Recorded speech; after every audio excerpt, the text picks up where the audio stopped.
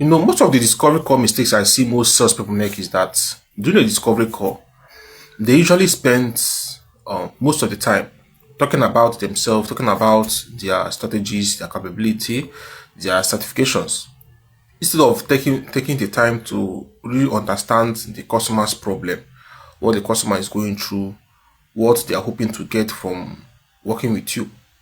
Okay, I'm not saying that you shouldn't talk about your strategies. Yes, you can, but you should listen more. Okay, and speak less. You should listen more and speak less. Do you understand me? Allow your client to do most of the talking. Do you understand me?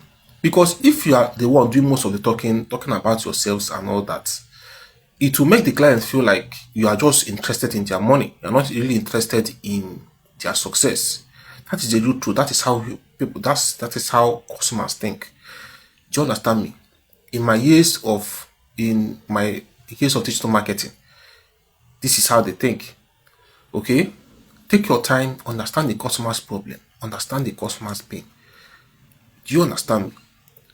Okay, it's just like maybe and you went to buy an industrial equipment from an industrial equipment supplier, and the person spends most of the time talking about how good their equipment is, how fast it is, how reliable it is, and all that, instead of really understanding what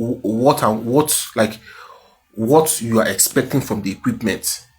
Do you understand me? Okay, what problem do you have initially that made you to actually want to buy those equipment? Do you understand me?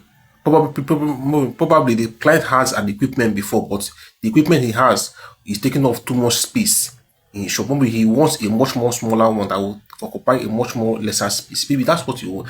But the equipment supplier may not ask those questions.